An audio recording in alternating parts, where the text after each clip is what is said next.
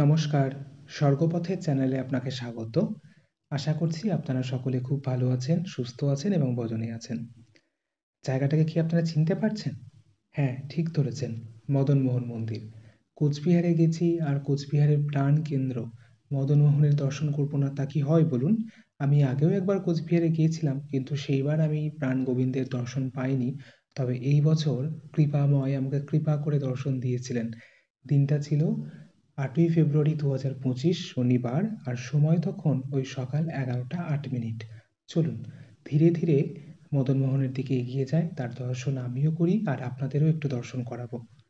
এই মন্দির সম্পর্কে আমি আপনাদেরকে আর কি বলবো, আপনারা সকলেই জানেন।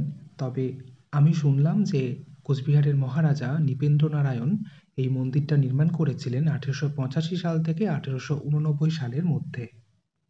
চলুন, একদম মন্দিরের প্রায় সামনে চলেই এসেছি। তো আগে গিয়ে মদনমোহনকে দর্শন করি, তারপর আবার বাকি কথা বলবো আপনাদের সঙ্গে। ওই যে আমার ভগবান ওখানে বসে বসে পুজো গ্রহণ করছেন আর ভক্তদের মনোবাঞ্ছা শুনছেন। ওই যে দেখতে পেয়েছেন? একবার হরি বল বলুন সকলে। এই ভগবান শ্রীকৃষ্ণের ডান দিকে একটি মন্দির আছে, সেখানে মা কালীর এই বিগ্রহটি সুপ্রতিষ্ঠিত। আর ভগবানের বাম দিকের এই মন্দিরে আছেন মা কাত্যায়নী, মা অন্নপূর্ণা আর মা জয়তারা। সব মন্দিরেই তখন পুজো হচ্ছিল আর সামনে দেখলাম অনেক ভক্তও বসেছিলেন। চলুন এবার ওই দিকে এগিয়ে যাই, ওই মন্দিরটার মধ্যে কোন ঠাকুর আছে গিয়ে দেখে আসি। পরিবেশটা কিন্তু খুব সুন্দর, খুব শান্ত স্নিগ্ধ একটা পরিবেশ। আর সেরকম কোনো বাধাও নেই যে আপনাকে এখানে ব্যাগ রাখতে হবে, এখানে এই রাখতে হবে ইত্যাদি। অন্যান্য অনেক মন্দিরগুলোতে যেরকম থাকে আর কি, নিরাপত্তার জন্যই থাকে। কিন্তু এখানে সেটা আমার খুব ভালো লেগেছে যে আপনি নির্দ্বিধায় বা কোনো বাধা না পেয়েই ভগবানের কাছে পৌঁছাতে পারবেন। আর এই যে দেখলেন মা দুর্গা, ইনি মনে হয়। আর এই পাশে ওই শুনলাম যে রাসমেলার সময়তে এই শেডগুলো ব্যবহার করা হয়। তো এই দিক থেকে ঘুরে আবার ওইদিকে মন্দিরটা রয়েছে, তো আমি আবার এদিক থেকে ঘুরে ওইদিকে যাই, চলুন। আর বাইরে ওরা খুব তাড়াতাড়ি করছে, তো মদনমোহনের দর্শন করে আবার বেরিয়ে যাব আমরা। রাসমেলার সময়তে নাকি এই মন্দিরে প্রচুর ভিড় হয়। আর কোচবিহারের রাসমেলা তো অনেক নামকরা, এটা আমরা খবরের কাগজে, টিভির পর্দায় অনেক জায়গাতেই দেখেছি। সামনাসামনি দেখার সৌভাগ্য কোনোদিন হয়নি। তবে ভগবান যদি চান, নিশ্চয়ই কোনোদিন এসে তার রাস দেখে যাব এখানে। আর তারপরে আমি মন্দিরের ওই ডান দিকটাতেও একবার গিয়েছিলাম। ওইদিকেও একটা কাঠামিয়া মন্দির বলে কিছু একটা আছে, কিন্তু সেখানের কোনো ভিডিও আর আমি করিনি। তো তারপরে আবার এখান থেকে ফিরে আসলাম। তারপর একবার মদনমোহনের দর্শন করলাম। দাঁড়ান আপনাদেরকে আরেকবার মদনমোহনকে দর্শন করাই। এখান থেকে বেরোতে ইচ্ছে করছিল না, কিন্তু যেহেতু একটু তাড়া ছিল, তাই জন্য সেই বেরোতেই হলো আর কি। এই যে আর একবার মদনমোহনকে প্রাণ ভরে দর্শন করুন, আমিও একবার দেখে নিই, তারপর চলুন এবার বেরিয়ে যাব। হরি বল। আর এই যে গেটের সামনে ওইদিকে একটা দিঘি রয়েছে, আর ওই চারিপাশে এরকম দোকান-টোকান রয়েছে যেখান থেকে আপনি ডালা নিয়ে মদনমোহনের পুজো দিতে পারেন। আর এটা একটা দিঘি শুনলাম, কিন্তু দিঘিটার নামটা আমার এই মুহূর্তে মনে পড়ছে না। তো তারপর আবার কোচবিহার রাজবাড়ি যাবো বলে বেরোলাম, আর এটা ওই কোচবিহারের সাগর দিঘি, তাই তো? যদি আমি ভুল বলে থাকি তাহলে কিন্তু আপনারা অবশ্যই জানাবেন। এরপর চলুন কোচবিহার রাজবাড়ি থেকে একটু ঘুরে আসি। এই যে আমরা কোচবিহার রাজবাড়িতে পৌঁছে গেছি। এতদিন শুধুমাত্রই খবরের কাগজে দেখেছি বা টিভির পর্দায় দেখেছি বা আপনার বন্ধুদের স্ট্যাটাসে দেখেছি, কিন্তু সামনাসামনি দেখার ভাগ্যই প্রথম হয়েছে। তো চলুন আস্তে আস্তে এগিয়ে যাই।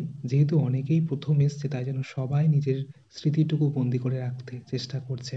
সকলেই ব্যস্ত মোবাইল ফোনে বা তাদের প্রিয়জনদেরকে দেখাতে। তো আমি এই ভিডিওটাই করেছিলাম আপনাদের সকলের সাথে ভাগ করে নেব বলে। এই রাজবাড়ি সম্পর্কে যারা জানেন তাদের তো আর নতুন করে বলার কিছু নেই, কিন্তু যারা জানেন না তাদের উদ্দেশ্যে আমি কিছু কথা বলছি ওই প্যালেসের ভিতর পর্যন্ত যাওয়া পর্যন্ত। তো মানে সেটা ওই রাজবাড়ির সামনেই একটা ফলকে লেখা ছিল, সেটাকেই আমি বলবো আপনাদের সঙ্গে।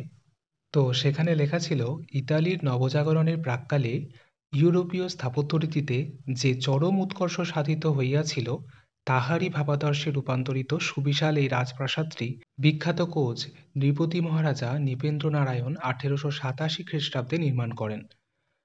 ১.৫০ মিটার উচ্চ ভিত্তির উপর স্থাপিত এই দ্বিতল ইস্টক সৌধটির আয়তন ৪,৭৬৮.৫ বর্গমিটার। মানে ভাবতে পারছেন? প্রারম্ভিক পর্বে এই সৌধটি ত্রিতল বিশিষ্ট ছিল, যাহা ১৮৯৭ খ্রিস্টাব্দে প্রবল ভূকম্পনে ক্ষতিগ্রস্ত হয় এবং সংস্কার লাভ করে। ইহা উত্তর দক্ষিণে ১২০ মিটার এবং পূর্ব পশ্চিমে ৯০ মিটার বিস্তৃত। প্রাসাদের সম্মুখভাগ একক এবং যুগ্ম করিস্থীয় স্তম্ভের ক্রম সমন্বয়ে অলঙ্কৃত। প্রাসাদের কেন্দ্রস্থলে রহিয়াছে প্রলম্বিত এক গাড়ি বারান্দা তথা মুখ্য প্রবেশপথ, যাহা দরবার কক্ষের ভিতর দিয়া প্রাসাদের অভ্যন্তরে প্রসারিত। রোমের সেন্ট পিটার গির্জার অনুকরণে নির্মিত দরবার কক্ষের বিশাল করিস্থীয় স্তম্ভের উপরিভাগে রহিয়াছে ধনুকাকৃতি ৪টি খিলানের বিস্তৃতি। ইহার গম্বুজটি দ্বাদশ কোণযুক্ত এবং উপরিভাগে শোভা পাইতেছে এক মনোরম আলোক বাতায়ন। কারুকার্যমণ্ডিত গম্বুজটির অভ্যন্তরভাগ ক্ষুদ্র ক্ষুদ্র প্রকোষ্ঠে অপরূপ অলঙ্করণে সমৃদ্ধ। নিম্নে বৃত্তাকারে অবস্থিত ঝুল বারান্দা এবং দ্বাদশ বাতায়ন পথ। দরবার কক্ষের কেন্দ্রস্থলে রহিয়াছে রঙিন মর্মর প্রস্তরে খচিত শৌর্য এবং মহিমার স্বাক্ষর রাজপ্রতীক। প্রধান গম্বুজের উভয় পার্শ্বে ক্ষুদ্রাকার শিখরগুলি প্রাসাদের সার্বিক সৌন্দর্য বর্ধন করে। এরপরে আরও দুই একটা লাইন ছিল, কিন্তু সেটাকে আমি ওই ছবিটা তোলার সময়তে একটু গন্ডগোল করে ফেলেছি, তাই জন্য আমি সেটাকে আপনাদেরকে বলতে পারছি না। ওই দেখুন, কথা বলতে বলতে আমরা একদম মুখ্য দ্বারের কাছে চলে এসেছি। তো চলুন এবার ভিতরের দিকে যাই, কিন্তু এর ভিতরে কোনোরূপ ভিডিওগ্রাফি অ্যালাউ করেনি আর কি।